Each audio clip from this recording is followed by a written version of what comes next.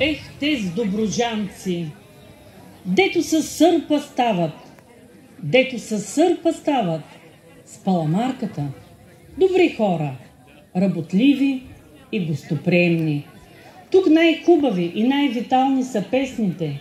Песните за доброто, за труда, за любовта. Изпей една песен, тъжна песен, дето да побере доброжанската земя и широката душа на доброжанеца, та да му се доще на човек да поспре, да послуша, да погледа, дето всякакви цветя цъфнали и жатварки сърцати на нива да идат, по първи петли станали, бяло брашно замесили, дебела пита да сторят, по ранни зори тръгнали, през чешмян извор да минат, студена вода да налеят. Че тежък ден ще е днешния, ден годината храни. А може, там не иде в полето, жатварка песен да пее, и Славей и Авлига да надпее.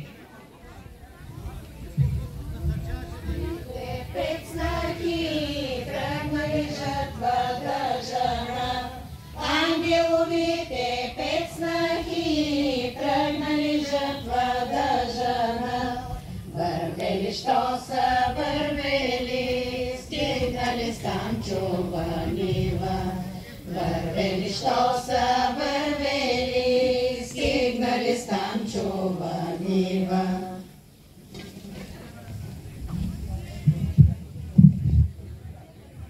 Айде, булки, давайте турбите и почвайте, че план не стана. Ей, тук ги турете до мене.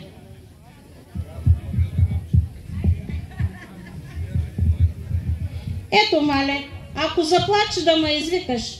Мале, той моето малкото дете, дет ми реши на мляко, да не вземе някой земя да го налази. Няма, булка, аз нали зато и съм тука. Няма страш. Хубава съм, имало и такъв случай.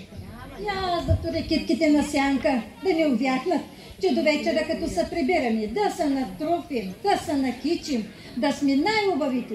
Пък като влизаме в село, може и песен да запеем. Да всички да кажат на дядо Ангел с накити, хем убави, хем работни. Пък я ина да отиде да натръга въжа до ден се и дигнала русата. И хубаво да ги зариса с пръст, да стоят мекички, че до вечера снопи ще се връзват. Пък снопите трябва яко да са вързани. Хайде, Боже поможи, че тъж голямата нива нас чака, че каквато има раня. Хайде, Бог пред нас и ние след него. Докато пладне стане, нивата наполовина да остане. Докато мръкне, нивата да фръкне. Хайде сега казвам най-младата снаха, дето тъз година доди в нашето семейство. Нека тя да зажени, нека тя е чакамджийката, че тъз голямата нива нас чака, че кък е горещо. Как се рекла, тъй да бъде. Първият път, като отрежем, ще отрежем на 3 страни, за по-голям берекет. Вторият път, като отрежем, ще я сложим на кръста, че тази нива нас чака. Тъй да бъде. А дано да е спорна, да е богата годината, да е благословени хляба ни. Хайде, булки, с Божията помощ да се захващаме.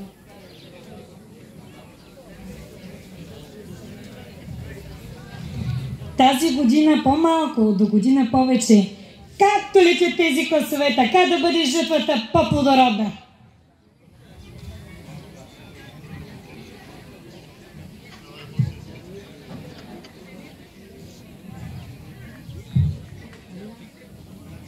Ей, че убаво са жени, че как е мекичко.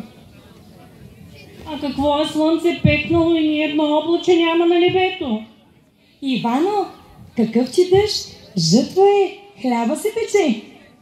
Че аз не викам да вали, а само да се заоблачи, че да се разхлади малко. Я, Ивано, отиди до буховото кладенче да донесеш малко студена водичка, че да се разхладим малко, да свършим по-бърже. Харно, Буля, отивам до буховото кладенче. Ще ви налея бистра студена водичка. Женала е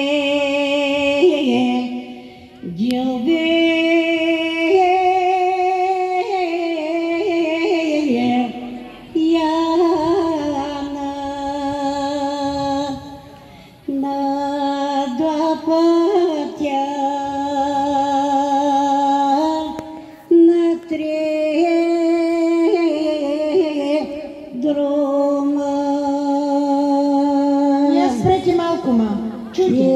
Коя е тази дете? Ти много вълнува.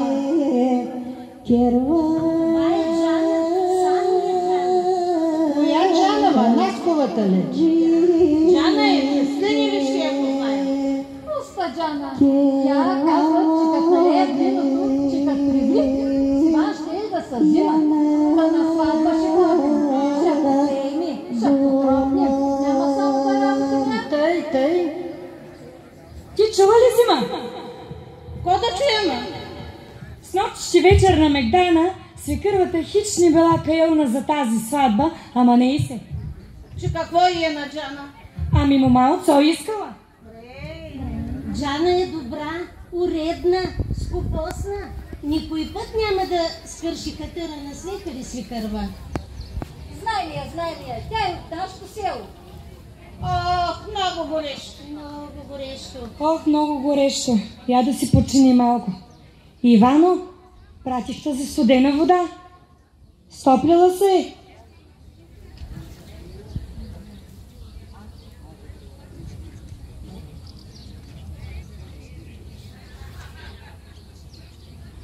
Топла, ама се и нещо. Шумка трепна нещо и шумя и аз се спрях. Почаках малко и зато и закъснях. Къде ти е китката, Ивано? Няма я, загубила съм я. Ах, Ивано, шумка, и ние млади бяхме, и ние китки губихме. И като пиете вода, да не пиете много. Студена и ще ва пресече. Каква е жега? Да седнем малко, ма да подвием крак.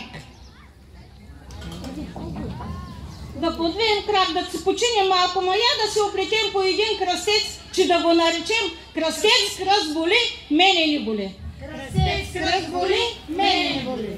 Айде. Айде да почни малко.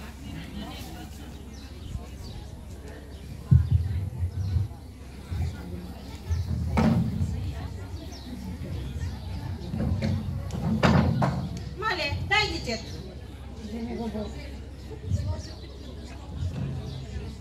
А пък вие сега, докато почивате, си дайте паламарките. Да кажа на коя какъв взет ще са падне. Ама попейте бе малко де. Ой, бело, бело, хубава бело, ой, бело, бело, хубава бело, я дай си бело, паламарката, бело, салтамарката. Таз паламарка на кого е бил? Тук виждам молифите в тях. Твоя зет даскал ще бъде. Ще учи децата на мои писмо. Чултай, Господ. Ами, ейта другата на кого е? Моята е, мале. Ами, тук виждам Дюкян. Твоя зет джамбазен ще бъде. Джамбазлът ще върви. От твоята остава Божиите уши, мале. Ами, тъс със златната ябълка на кого? Моята има ли? Твоя зет ще бъде чурбаджия. Ще събира ора от цялата околия, да му работят нивята. А пък есенно време ще ходи по сидянки и кръщенки. И по сватби. Дай Боже, май! И булки, пийте по една вода. И ставайте, защото идат горешниците. 3 дни налива не са ходи. Хляб не са пече. Иначе има много дъждове, градушки. Лоша работа. И ставайте, че имате още един чакъм ви остана. Че каквото слънце и пекнало, айде деца. Тъй, мале, ти много си ми думала. Чурлига, парлига, марига. Не се върши никаква работа. Ни кърска, ни къшна. Да не се запалят нивите, да не изгори реколтата, добитъка, къщите. Първия ден огънят в огнището се загася. Втория ден не се пали. А на третия всички стопани се сбират на Мегдана и запалват нов огън, Божи огън, Всеки стопанин пренася частица от огъня и запалва своето огнище. И тейко ще донесе от този огън. Тъй, моето момиче, добре си слушала. Браво! Аз бях още у мамини, у наше село. На тези дни баба гадаеше каква ще е годината. Пък, нали, бях още мома тогава. С дружките ходихме, събирахме съчки и влачихме стебла от тиква. Така както се влачат стеблата, тъй да се влачат и ергените по нас. Ходихме, наливахме вода и от воденицата. Така както се върти водата, тъй да се въртят и ергените. На тези дни в наше село гадаеха каква ще е зимата. Думаха, ако е жега, люта ши, ако вали дъжд на горешниците, киша вашай. А у наше село турихме хурката в мравуника. Както пъплят мравките, така да пъплят ергените по мумите. А при вечер вземаме хурките и отиваме на седянка. И една ще рече: Ивано, какво запридаш? А аз ще река: запридам ергените от горната, да чак до долната махала. А вечер туреме мокър конец в комина и наричаме: тъй както съхне конеца, тъй да съхнат и ергените по мумите. Ето, мале, детето заспа. Дай го, Золте, дай. Ама се и поуморихме. А представете си и оро да заиграем. Имало и оро? Защо се е играло? Еме и така, да се върнат силите, да е плодородна годината. Да, беда, оро в жътва. Че какво да е било това оро? Ами какво ли? Люшна сам, люшна там, да се разкърши кръста. Ей, сега ще я свършим. Чичо, бажията ще дойде. То ни остана.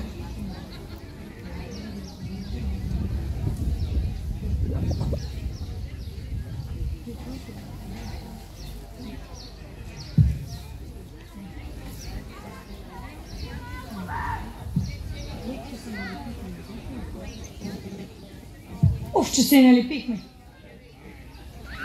Знаете ли, че моята кака ми, където е Женя от Тракията, имат един обичай. Отрязват няколко стръка паламида, този, бодливия гюрлюк.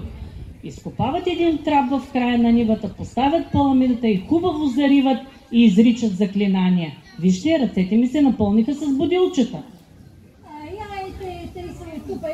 Там да ме пуска. Кой искаш ли? Хем жените, хем чести да се приберете. За парите са пазарят, а пък им буде. Кажи ма, булюлани, като ходихме да женим на ония прочутия чурбаджи ангел от долното село. Една голяма нива, пък каква жега беше, едвам свърчихме нивата. Доди ред за платата и кой ни плати? Едно кило сърлява вълна. Че прахме, че плетахме, че чепкахме, че влакахме и плетохме и едно болеро не можахме да изкараме. И дедо се смее и вика: на прифалена круша с голяма турбаня от ада и дъще. Голяма скрънца бил той, ама чурбаджи Станчо не е такъв. И аз да взема да направя брадата, че като дойде чорбаджията, какво ще му дадем? Да я накичим за по-голям берекет, да я вържем в червен конец, че да е богата годината, да напълним хамбарите, да направим сватби и кръщенки, да се изтърсят внуците. Тъз година берекет, живот и здраве, до година по-голям. Голяма брада, голямо злато. Дади Господ да свърши. Тежки снопи, Да съберем ръкойките. И много добре да сберете зърното, един клас да не остане, че не бива с нозе по хляба да тъпчем. Той е най-големия грях. Таз година идвам те вдигам, до година хич да не мога да те вдигна. Ивано, я хвърли сърпа. Да видим ще има ли сватба тази есен. Видяхте ли ма? Казах ли ви? Сърпа се обърна. Тежка сватба ще има есента. Тъмън на време. Чурбаджи Станчо иде. Че време се отваря. Пак ще се топива в под майката земя. Сполай ви, жатварки, сполай ви. Дял Бог добро, Чурбаджи Станчо. Тежка жътва беше. Силни бури бяха, поройни дъждове валяха, дълбоки води и реки текоха. Много молитви се изрекоха и Господ чу молбата ни. Опази житото. Много снопи вързвахме, чорбаджи, много жътва жънахме. Ще напълниш хамбарите? Роди се на път и под път и на бял камък. Класовете едри като лъжици, зърната като дренки. Пълни хамбари с жито. Виж каква хубава брада сме ти направили, чорбаджи. Да види цяло село, че чорбаджи Станчо пръв е свършил жътвата и ожънал най-едрото зърно. Ама я запази до Симеонов ден, урони брадата, кръщи се е с новото зърно. Освети е в черквата за по-голям берекет, ама скъпо ще ти излезе. Не секаха рибулка, чорбаджи Станчо пари има. Миналата година бяха 20 кръстци, тази година са 30. Вярно. Миналата година 20. 20 гроша ви дадох. Тая година айде 30 да са, хайрлия да са. И побързайте. Искам с песен да влезете в селото.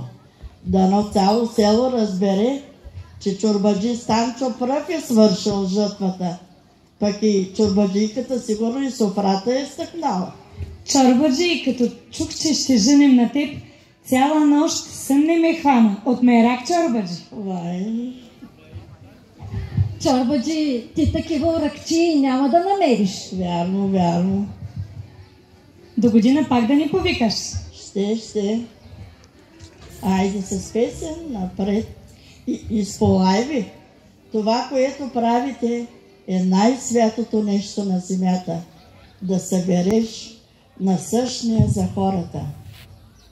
И да знаете, булки, чорбаджи Генчо и той ще ни повика за неговата нива. Айде, Господ напред и ние след него.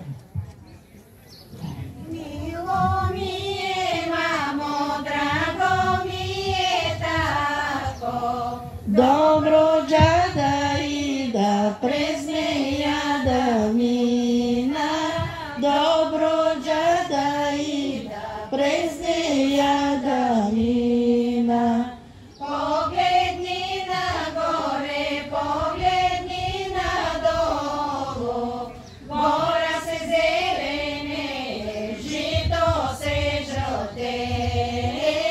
Нивите широки, блокове безкрайни.